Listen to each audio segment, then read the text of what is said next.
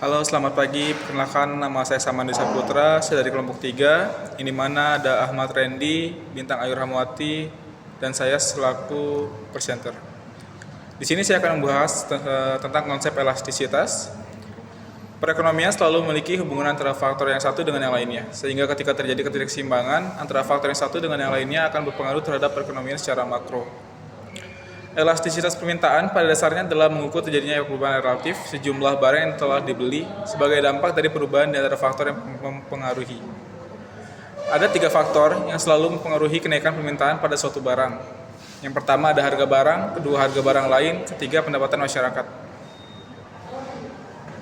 Elastisitas harga yaitu mengukur besaran permintaan dalam presentasi suatu barang terhadap sebuah produk akibat dari kenaikan harga produk tersebut, di mana angka elastisitas selalu bernilai negatif.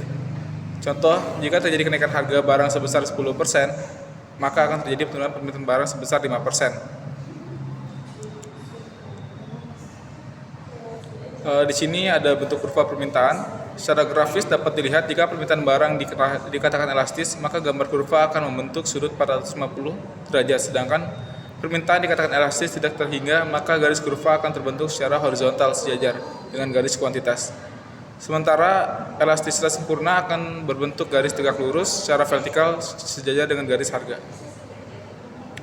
Faktor yang mempengaruhi elastisitas harga ada 4. Yang pertama ada barang pengganti, yang kedua jumlah pengguna, ketiga perbandingan kenaikan harga terhadap tingkat pendapatan konsumen, yang keempat ada jangka waktu.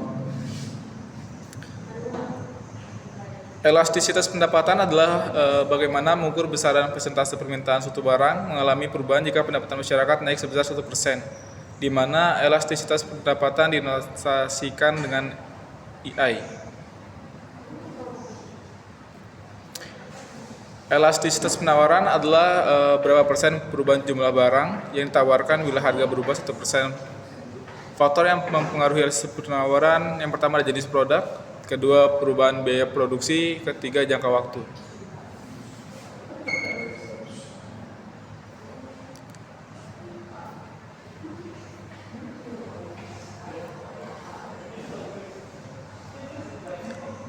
Di sini ada contoh studi kasus. Studi kasus ini kita ambil sesuai dengan permasalahan yang sering terjadi di negara terkait penawaran dan permintaan telur ayam yang selalu menjadi permasalahan dan selalu terulang. Sementara telur sudah menjadi bagian dari kebutuhan masyarakat sebagai protein dari daging. Jika hal ini diserahkan kepada mekanisme pasar yang kuat dan memiliki modal dan akses pasar yang luas akan menguasai proses bisnis. Unggas dari hulu sampai hilir, implementasi peraturan secara konsisten dibutuhkan agar peternak ayam tidak dirugikan oleh tindakan para spekulan yang tidak bertanggung jawab. Masa ini bisa menjadi kekuatan pangan dunia jika semua pelaku usaha dan pemangku kepentingan lainnya bekerja secara integrasi dan saling menguntungkan. Keseimbangan ini perlu dijaga secara konsisten agar para peternak ayam telur tidak dirugikan. Peran pemerintah sangat dibutuhkan untuk menjaga keberlangsungan suplai kebutuhan telur di pasar dalam negeri.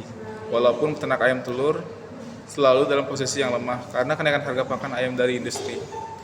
Dengan kondisi seperti ini selalu terulang dan peternak selalu dalam posisi lemah, maka sudah seharusnya Kementerian Koperasi mulai melakukan pendataan peternak ayam yang membentuk koperasi yang tujuan menjual hasil ternak mereka secara langsung kepada retail besar dan lain besar dan kecil untuk memotong jalur distribusi penjualan yang selama ini tergantung pada tengkulak yang merugikan peternak ayam.